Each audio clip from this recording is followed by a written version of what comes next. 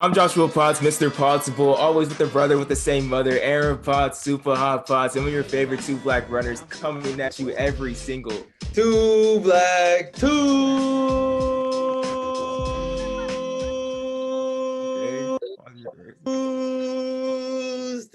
Tuesday.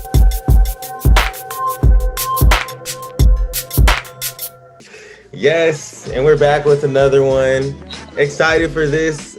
I mean, no, we've had athletes like this before, but this is gonna be different. Another Olympic contender that we're having on today, For Joshua. This is real, gonna for be real. exciting.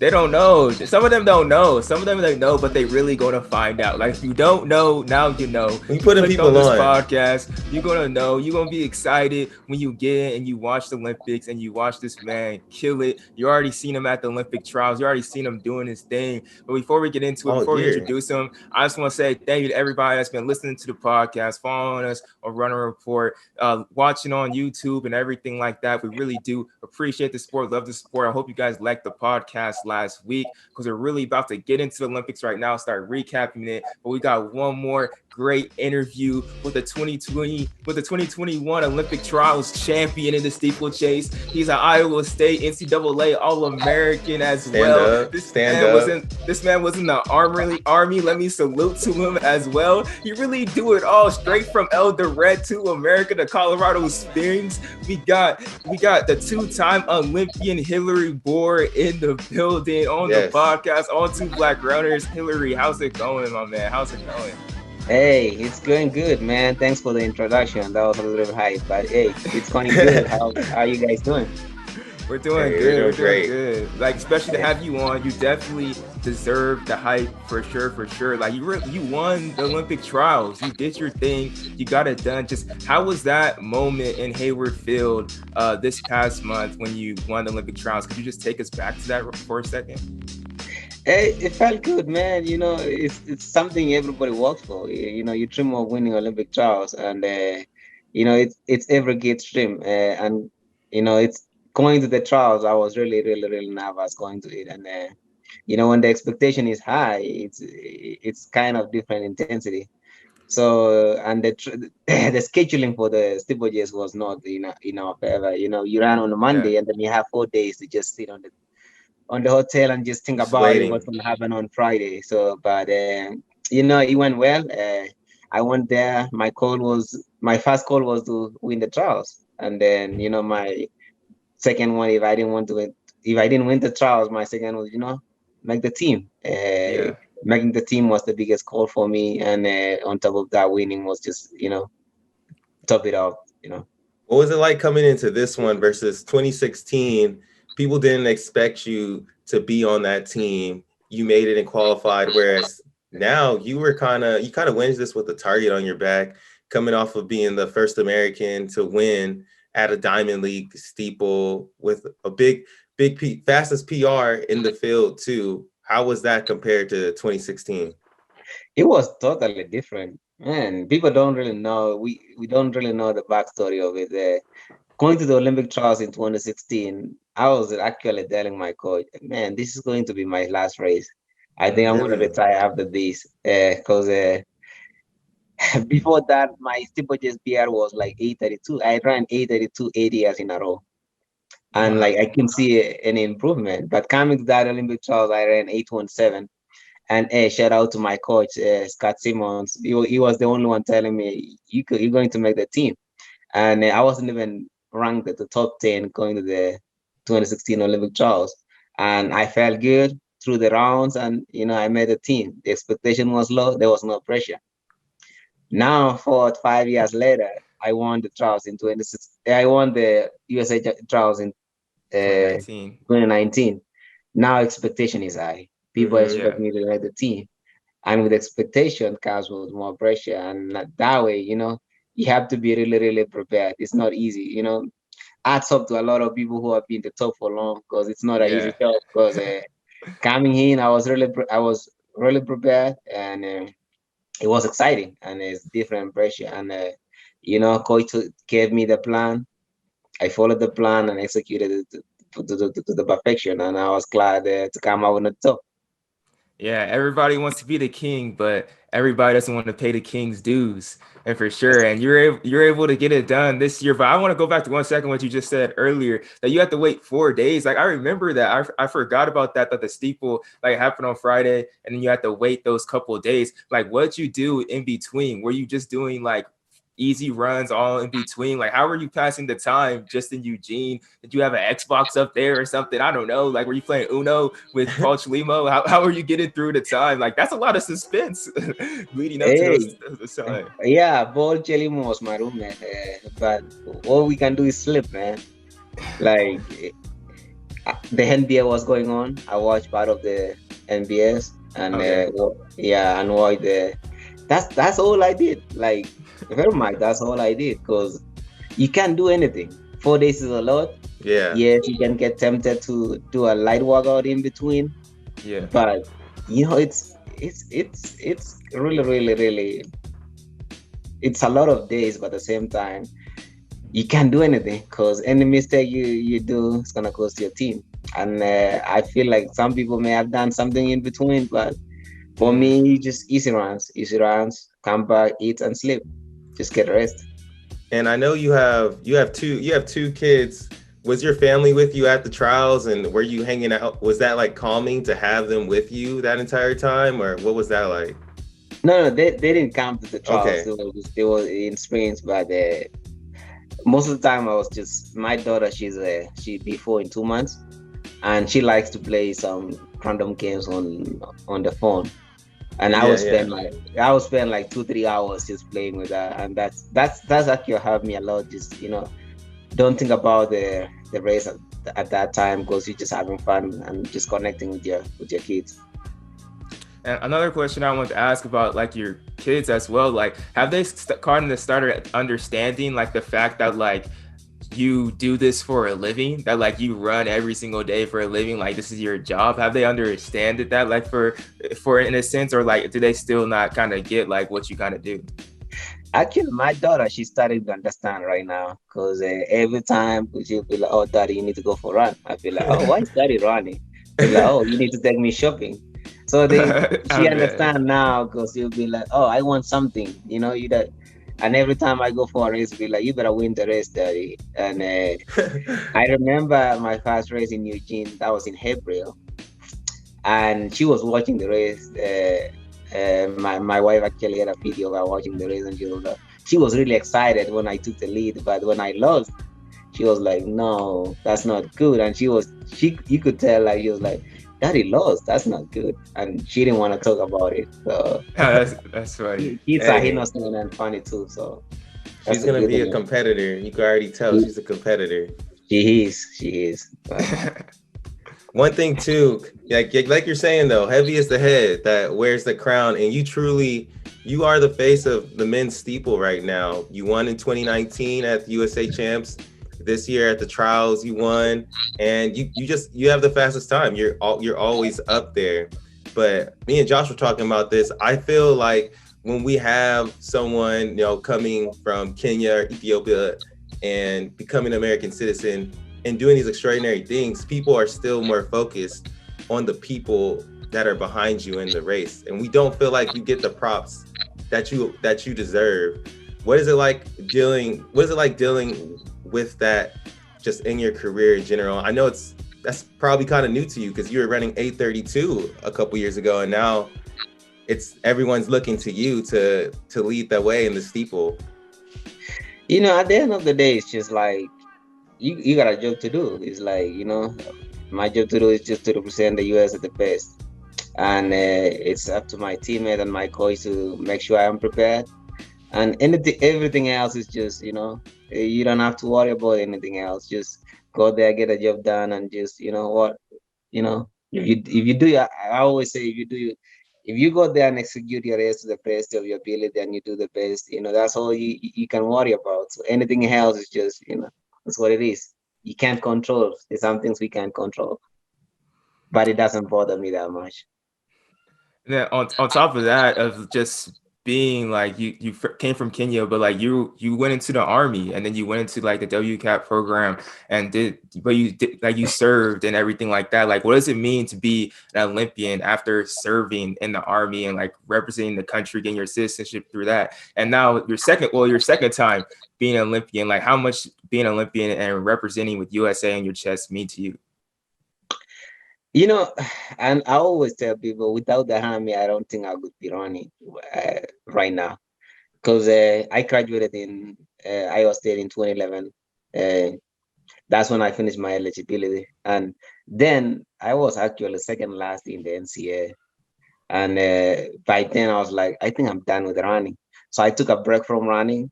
I went to New Mexico State. I did my master's there, master's program, and then I wasn't running that much then. I was just running just not to get fat per se. But and then when I was finishing my master's, I was like, man, I really like this country. I want to stay in the US. And by then they had really a good program, the world-class athlete. People always refer to world-class athlete program, but you don't join the army to be in the world-class athlete program. The program was called MAFNI, Mission Essential for Vital for Security. The program it was called MAFNI. So it was basically they were looking for people with specific skills. For me, it was Swahili, speaking Swahili, and then other people is like if you have a degree in especially in like nursing, those are specific skills they were looking for. So I joined the army through my skill of speaking in Swahili. So I had to go to you had to do some tests. I did the test, and then I passed it, and then I joined the army. So when I joined the army, actually I wasn't running that much. I was just running for fun. So I went to Fort Jackson, did my training, and then I was really lucky to be stationed here in Colorado Springs. Wow. So I got stationed in Colorado Springs. And then when I got stationed in Colorado Springs, in the army, if you run, they have the physical fitness test. So I remember I went there, ran a 2 mile, and I remember I ran like 9:30. And my leadership was like, man, you're so fast. Why you not in the world-class athlete program? I was like, no, I'm not that fast. I used to run in college. And then thank God I had really good leadership in the army. And they let me, what do you want us to do if you want to continue to run?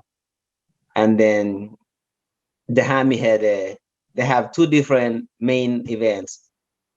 They have the Armed Forces cross country and they have the Army 10 miler.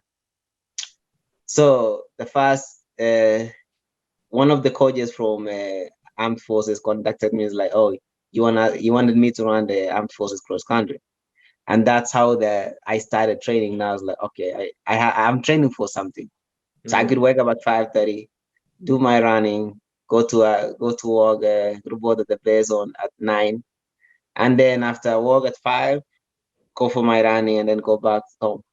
And I did that for 3 years, 2013, 2014, 2015. So 2015, my running started getting better. And I started on weekends and on off days, I joined the program with Scott Simmons. And then 2016, my unit deployed and I was with my brother, Julius. He's currently in Korea. And when my unit deployed, they needed some people to stay back. So I stayed back, my brother deployed, and then I stayed back with some few guys. And then 10, I was lucky to have good leadership throughout the army for those 3 years. And then one of my commander came and was like, we need you to try to go to Olympic trials. That was in December. Because I had gone to the World Military Games. I was 7 in the World Military Games, 2015. I had only ran 8:45. The winning time was 8:23. So, but they were really excited to see me perform that way. So I was like, oh, what do you need us to do? I was like, you know what? I just give me time. I needed time to train. And they was like, okay, come to work at 10. Just do what you got to do in the morning, come to work at 10. And the rest, and I did that for January, February, March. But I could just train in the morning, go to work, train in the afternoon, like that until May. That's when I ran 8:27. in May. When I ran 8.17, it's like, okay, the leadership was like, you have 2 months to the trials. Now they gave me all off for 2 months. Like, okay, we're gonna give you TDY for 2 months, just train but not come to work. And I trained that 2 months with the Scots ADB. Went to the trials feeling well, and I made the team. And then when I made the team, now the world class. So when I made the team, my contract was up. Okay. But I got inside the world class athlete program. It's like, okay, we need you come back for 4 more years for 2020, and we're gonna put you in the program. And hey, that's how I'm still doing it. We're gonna get deeper into this as we go further, but like, I want to know, when you started, when you were just running for fun, and then you did like the Army 10 miler. Did you start to find like a new like love and appreciation for running during that time? Because you came off just having like a little break too. Oh yes. I think that break actually helped me. And by then I didn't even care what I was doing. I was just going there, run. And it was more relaxed, more so for just like, especially the evening run was like, you've been at work for a whole day. Yeah. I get to the house, and by then I was living by myself, just go for a run. And it was relaxing, because after the run I feel relaxed, and I was excited. I was more excited every day. So I was looking forward for the training every day, especially the training with the ADB. I was just looking forward for it. It was a new challenge for me. They were kicking my butt, but it was fun. I was just doing it for fun, and there was no pressure. And when you do something with no pressure, you see a lot of results. Yeah, most definitely. Like you had nothing to lose at that point, and was really able to relax back then. But you kept on being able to relax, and like you got to that level out in 2019 and everything like that, being that U.S. champion and everything like that, being that U.S. champion, then getting back-to-back U.S. champion now. And we're going to definitely go back into that program and everything that you did. But also, you just came off of a race in the Monaco Diamond League in the Steeplechase. Went out there, I believe you finished 4th or 5th place out there. Just what did you learn from that race? And I believe, is that going to be your last one going into Tokyo in the Steeplechase at least? Yes, it's going to be my last one. And then going to that race, my fitness was there. I felt like I was ready to run something like 8:05. But I think I underestimated how the U.S. Championship took a lot out of me. In terms of not even just like the fitness, the physical part of it, but the mental part of it. Because staying there in Eugene for 10 days, just you literally didn't do anything, just run 30 minutes. And I just think about the race. I think that took a lot out of me. So I came back from Eugene, did one good workout, but my legs were not there. But I felt like I was still ready to run 8:10. And I went there, I felt good. And then, something unexpected happened. At the 1 mile, because the best maker was supposed to take us through the 2K. So when the best maker stepped out I thought I wanted to see what the split for the 2K was. So when he stepped out, I saw the split was 420. I was like, oh, he only took us 4 laps. But when we came around, I saw the number of laps remaining was supposed to be 3, and then it showed us 2 laps remaining. So you knew early that it was off. So I knew early. Yes, I knew. I told the guy ahead of me, it's like, I think this thing is messed up, but they didn't hear when I said it. So I knew, okay, this is gonna be weird, because I knew the guys were getting ready to start kick. And then when we came to the water jump, they started picking it up. So I was like, no, I'm not gonna go with them, because we still have 2 laps. And then when they took it off, I think I slowed down too much, and I lost the momentum. And then my last water jump, I kind of twist my ankle a little bit, and then I lost another momentum, and still ran 8:14, but I felt like I should have run at least 8:10 at worst. Yeah, I was watching that race live. That was very strange. I was like, what? How did they mess up the laps? Like, Don't see that Yeah, every day. And then in the women's race, she they did the same. miscounted. So it was just, yeah, it was just all No, over. Did they mess up the she did. laps on that one She too? didn't. No, she didn't miscount it. They rang the bell again. Oh my Oh, So gosh. they did the same. So it's like, I think what happened is like the numbers that shows you how many laps they go. They didn't Yeah. have the 3, so it goes from oh, 4, and then it goes 32. They didn't have number 3 in there, and that's what Wow. happened. They did the same with the women. that's Wow. crazy. That's crazy. And I feel like even just to be like knowing that's coming, like seeing somebody like make such an aggressive move, I think could definitely just like throw you off, like sort of mentally, like the whole field, just be all like, because it's just, Thinking I feel like about that's it. just a weird situation, you know, like a weird situation in such a high level race when you're trying to run fast, just be all like, bro, like they're running fast, but I know they're not supposed to be running fast, but should I be running a little bit faster? Like just hard to like Yeah. judge everything out. So yeah, that's such And just a messed up situation. And such a great like field too, and a great field where you guys should have ran. The world lead should have came out and everything. Like whole bunch of people should have been like in the world lead from that race.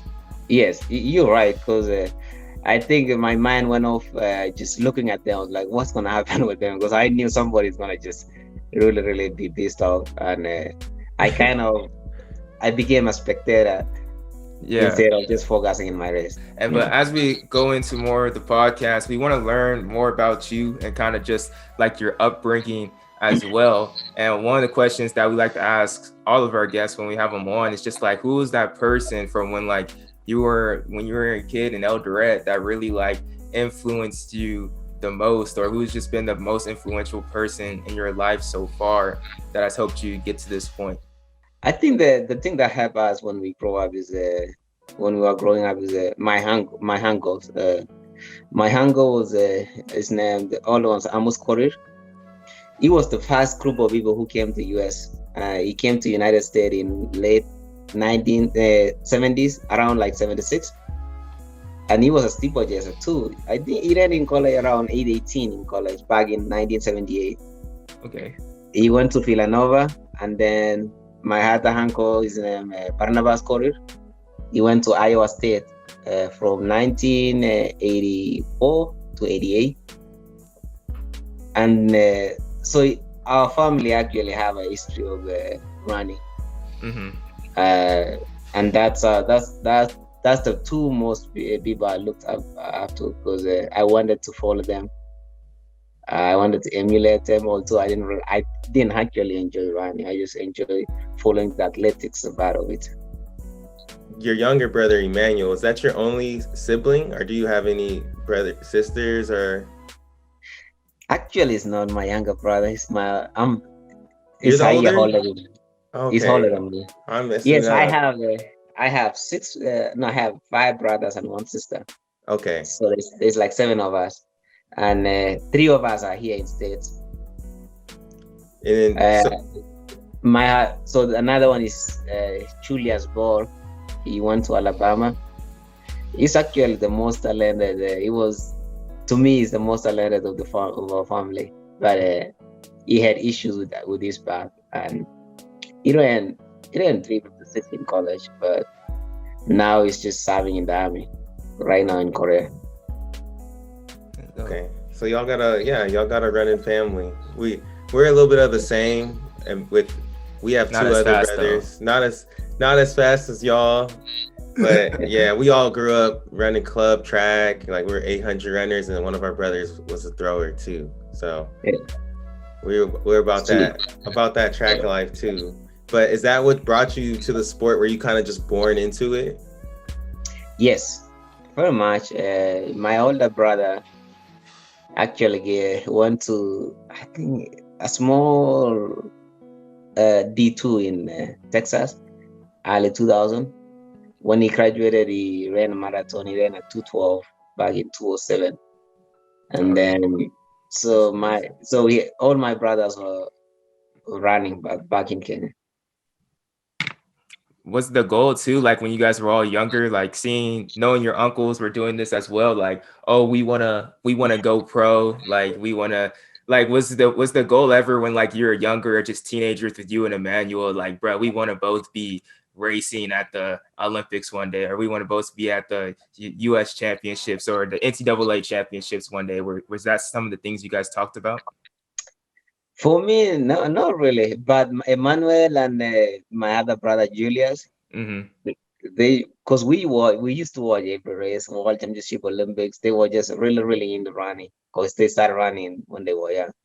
For me, I was just like, I was just I was a student of the sport. I just like watching athletics. That's all I really cared by then. Because I played volleyball in high school and do other stuff. I was just more other stuff than just running. So that's why I started after, towards the end of high school, my senior year, that's when I started running. But in my mind, yes, I never thought of competing in the Olympics. The thought of competing in the Olympics just came back when I was in college and started enjoying running, and I saw that I had a talent, and that came in my mind like, man, it could be good to just compete in the Olympics. Yeah, and we were talking about this earlier too. It's funny, like you said, your senior year you started running, but before that you were more so triple jump, pole vault, a bunch of field events. What made you be like, hey, I should be doing this. I should try this distance stuff that, my brothers are doing. Because the only way to get scholarship here is, to be around. You have to hit that. Yeah. Yeah, to be honest. My uncle actually. So, like I say, I kind of follow everything what my uncle was doing. It. My uncle actually came with scholarship of Balford. He was doing Balford, but when he got here, he wasn't in the level of what they expected, and then he started running. And I knew the only way. So it's kind of a little bit different. It starts with the school system. In Kenya, we don't have a lot of universities. And I was really into school. And to get entry in the top universities, only 10% of the graduates, high school graduates get that slot. And I missed by just a little bit. So I had two options: go back to 12th grade and do better, or find another way of getting education. And when I talked to my brother, and it was like, there's no other option, just start training and try to get a scholarship. Was that a stressful decision? Like making that decision, like, oh, should I go back another year or should I train? Was that like a big decision that you're making at the time, or is it like kind of like whatever? No, it was because like I say, I wasn't into like really running. I liked the school a lot, the school aspect a lot. And when I missed that slot of going to the university in Kenya, I was like, okay, the only way I can be in the top university is just to run. And if that's the case, I changed my mind and started running. And that's what led to you ended up at Iowa, and that was your uncle's alma mater. Did he have like a contact to that, or was your brother? Where did your brother go to school? Was he already out there? So I graduated with my brother in high school the same year. Okay. And then we started training, and he got good really quick. So he got a scholarship within 4 months of the training to attend University of Alabama. And then he graduated in December. He came the next year fall to University of Alabama, and he ran really well. And then I got a I-20. I got a scholarship to the University of Alabama. So I started at the University of Alabama for one semester, but I was 17 years old. What I didn't knew was like I had signed a national letter of intent. My parents had signed a national letter of intent to go to Iowa State because by then the coach at Iowa State was my uncle's teammate. Oh. Me, I just wanted to get out of Kenya. I wanted to go to school. So I went to Alabama semester. And then I had a national letter of intent at Iowa State. That's why I moved to Iowa State.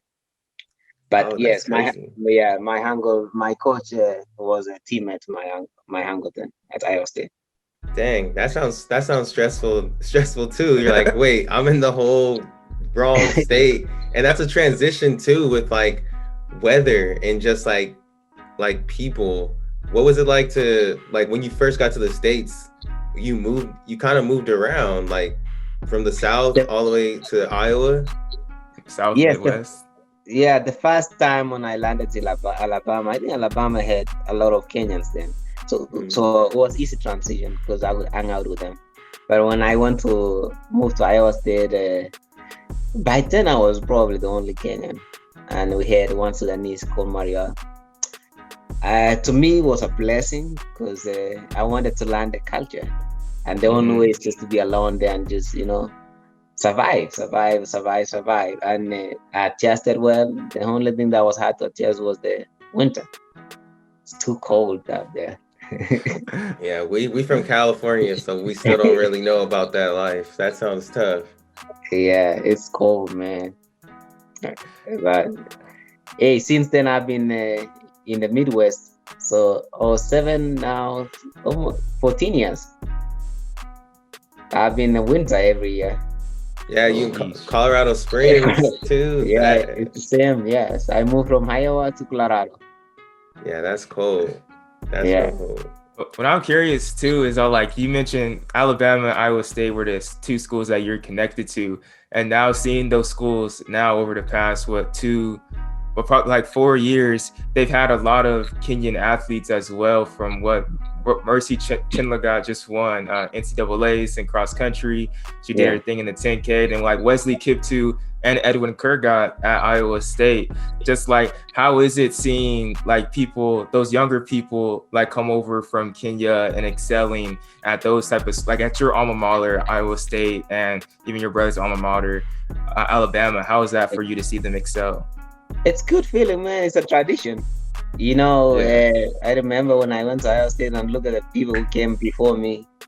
It's just it's one of the greatest athletes that came before me, and to see the tradition continue, it's a blessing. Like I say, I was born in Kenya.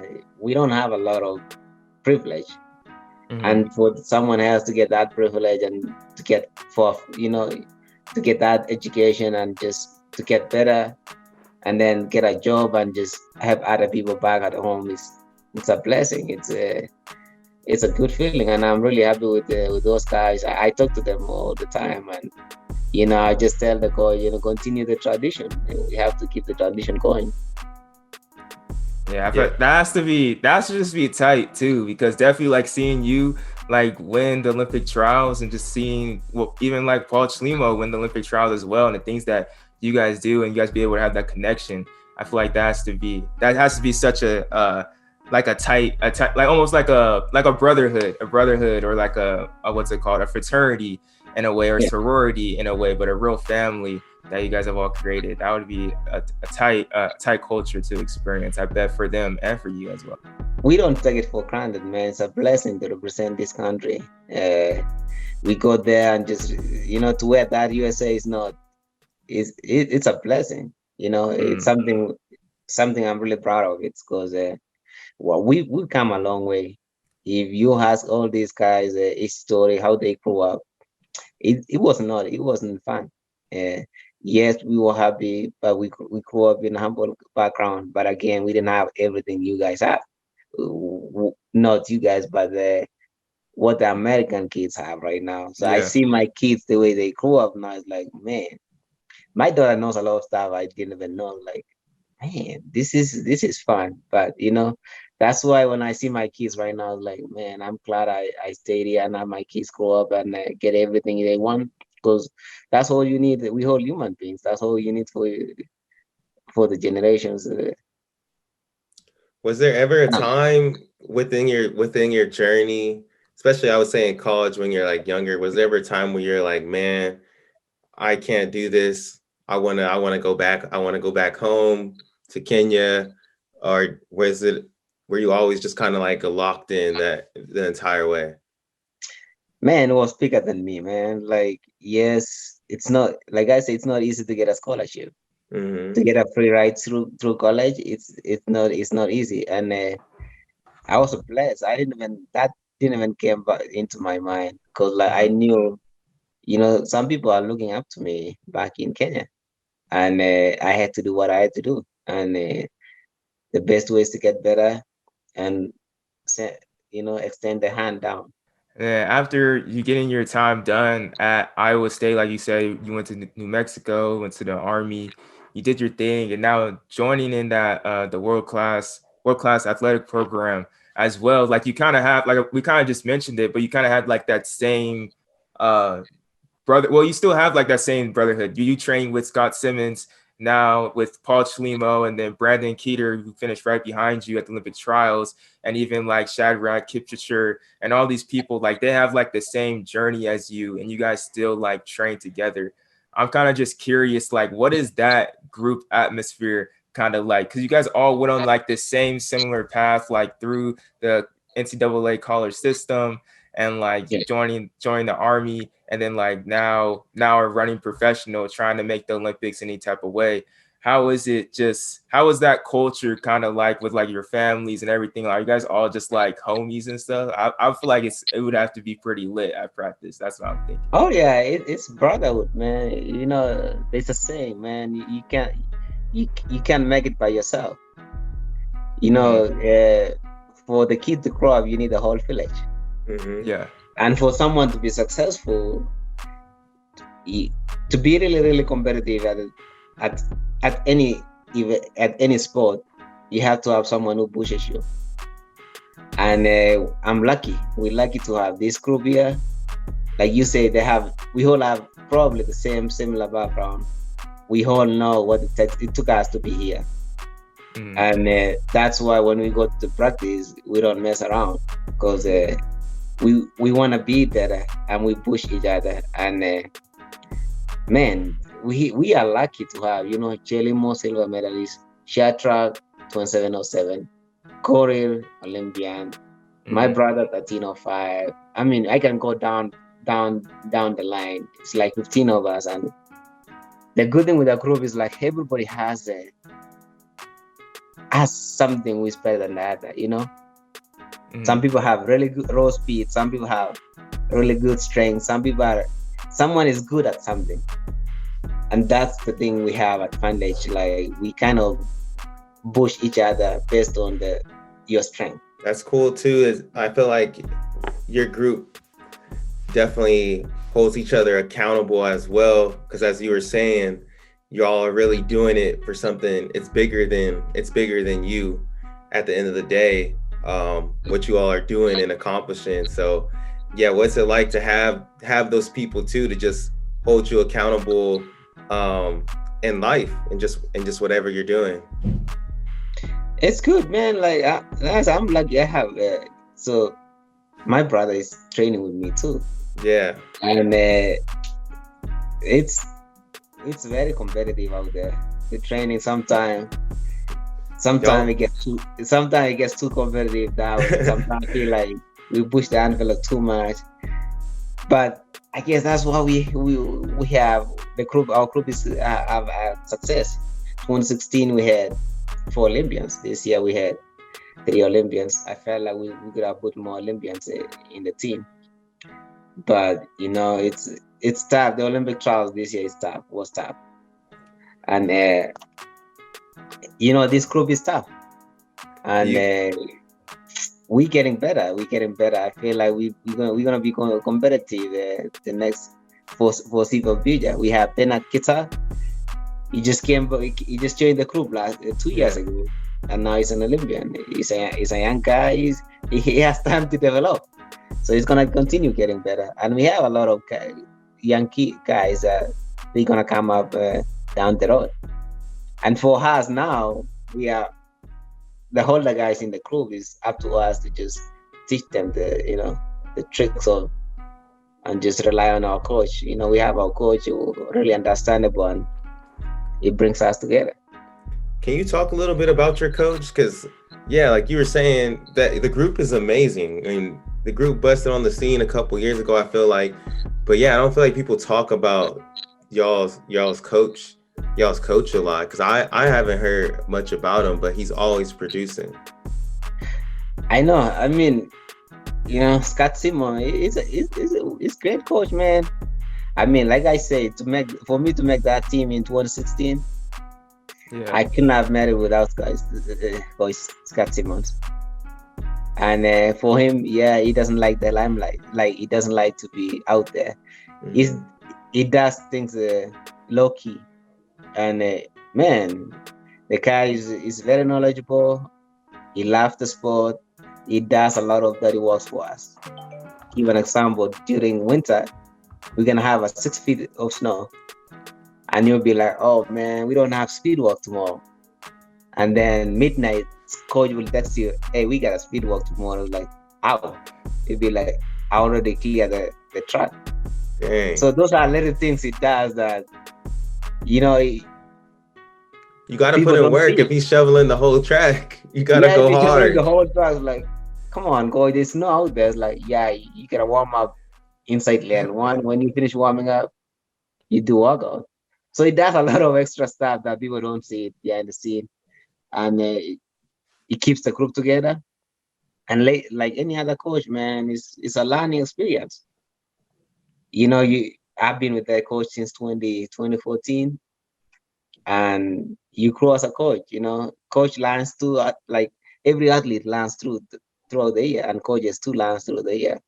And for him, what I like about him the most is like he's willing to listen to the athletes, because at the end of the day, it's how the athletes feels. And for him he listens to us and adjust. If we need an adjustment, he adjusts to that. But he keeps the group together.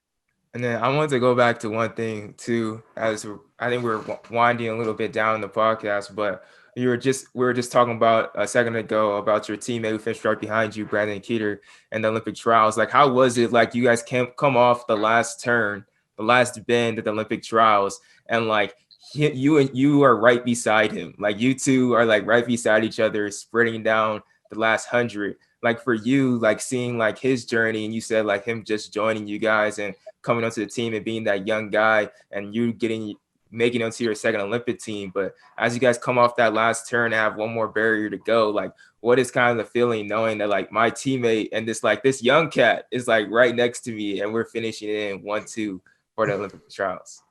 It's a good feeling, man, because like, hey, we push each other every day in practice, and looking at Kita, the way he progressed throughout the season.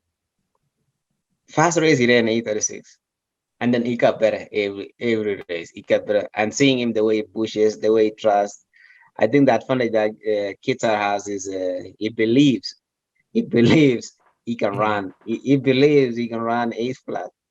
So he knows like he does have a talent, and me and him went back and forth, like, man, just discussing. He's a student of sport too. The way he thinks is exactly the way I think, and I think that's gonna help him, because like when I go to the race, I like to break down everybody. I like to see my competitors and try to break down like what are they good at, like how am I gonna beat them, and he does the same thing. And I remember the day before, we were like, we realized our hits went out a little bit fast, and I was telling him I don't think the fun is gonna go a little bit fast, because some people are probably tired from the hits, from the semis, I guess. And I was telling him we have 2 options. If we push 3 laps to go, somebody may stick with us. But if we wait 250, we may actually try to attack and just surprise everybody and push it. And I remember sending him a clip from 2012 Olympics in London.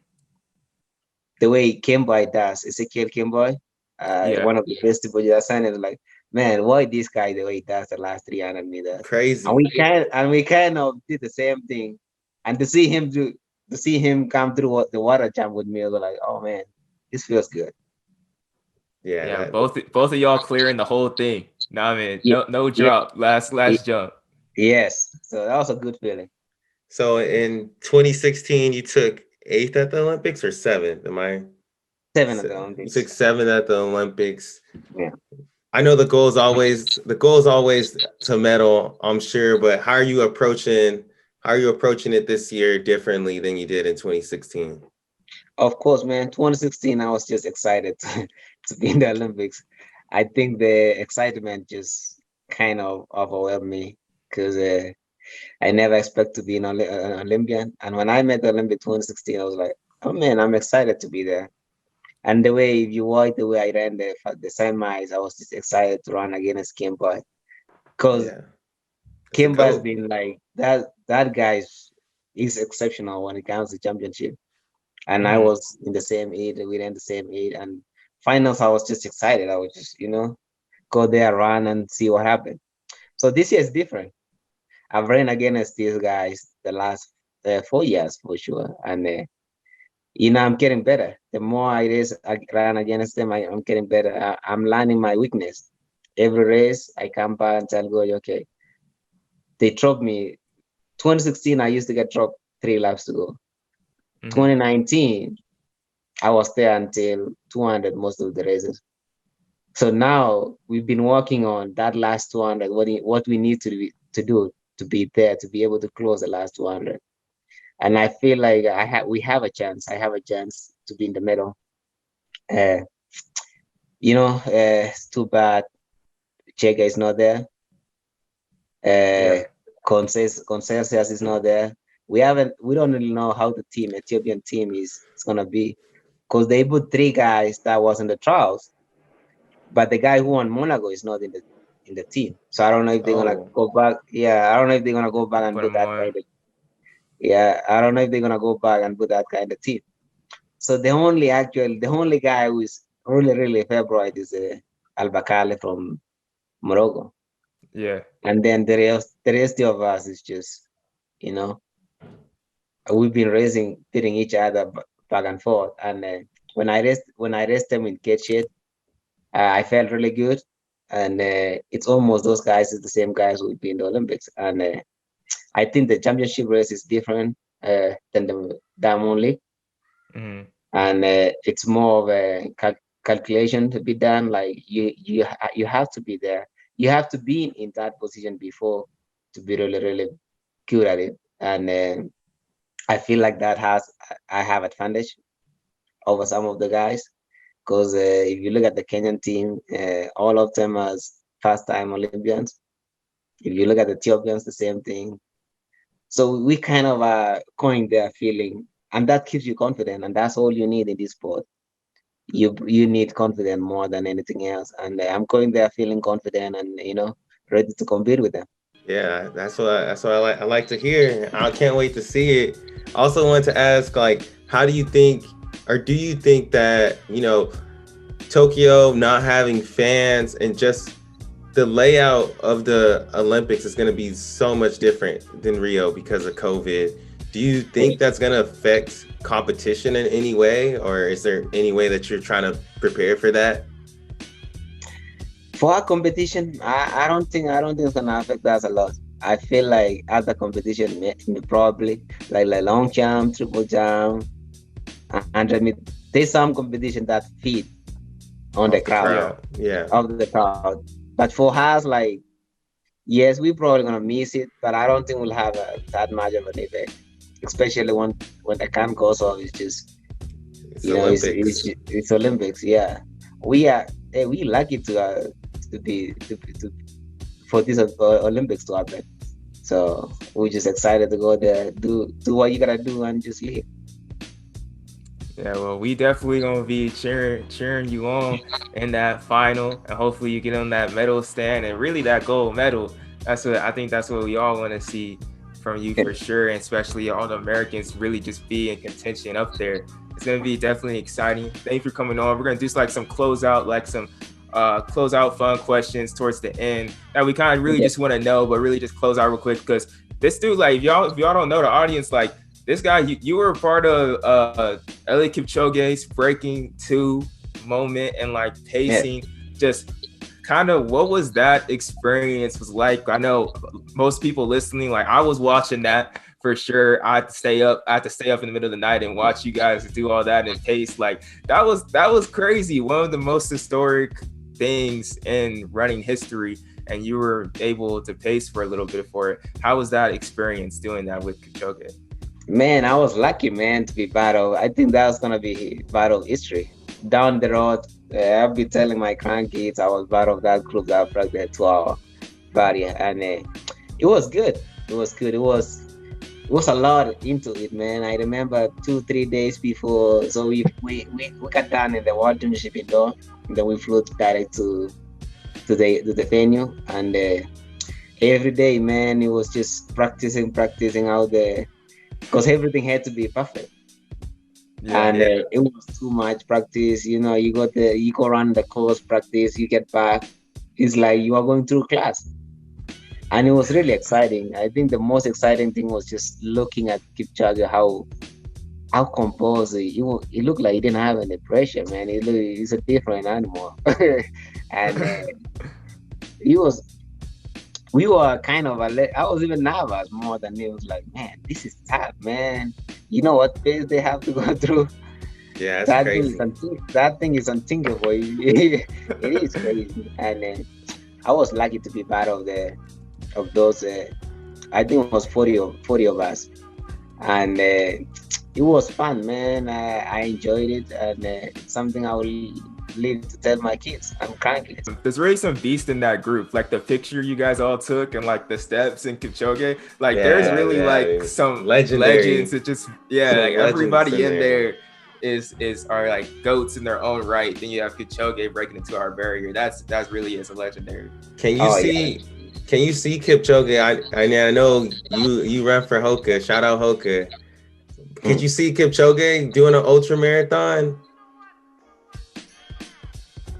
I don't know, man. I don't know. Just break some more records. If he does it, for sure he's gonna break records. Yeah. But you know, Kipchoge is actually from my village. When I grew up, I remember when I was in 6th grade, even before Kipchoge started running, I used to see him. I knew him before even he started running. And he has a long story, man. He used to do a lot of business in the morning. I could meet him when he was going to my village, and I was going to school in his village. And he's one of the best. He's an amazing athlete, man. As an humble guy too. It's always crazy too, seeing like those those neighborhood stars, the people that you grew up with, and you're just like, dang, bro, like you were crazy. I didn't know you're gonna end up breaking 2 hours in the marathon, but you knew he was different. Like, yeah, that's crazy. But Joshua, another question Joshua had lined up is, would you like to see cross country in the Olympics, like maybe the winter Olympics? You said you're a bigger fan of the winter now, living in Iowa, living in Colorado Springs.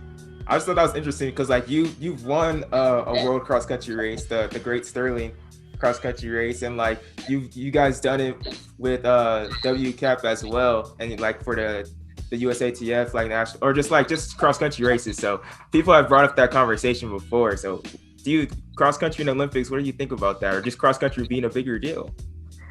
I think so. I thought I felt like they could have had it last time. They didn't have it, right? No. But yes, I think it would be a good thing to have it in the Winter Olympics. I think it'd be cool. Yeah, I think it would be cool. Man, cross country is one of the toughest events. I ran World Cross Country 2019. Man, that thing is tough. It's tough, and you know the good thing about cross country, you have everybody from running from 1500 to probably marathon. So you have a combination of different talent coming together one day and just doing one event, and I think it's good for the sport. I think they should consider that. I think that's a great point. Like you have all different disciplines in the distance, like in a distance realm, from what you being like steepled and marathon, 10K, 5K, and you guys can all meet on like this neutral field of cross country where it's still competitive. Not one particular distance really dominates. It's all really about the individual and the course at the end of the day. Like there's a lot of factors. Yes, it's true. Yes.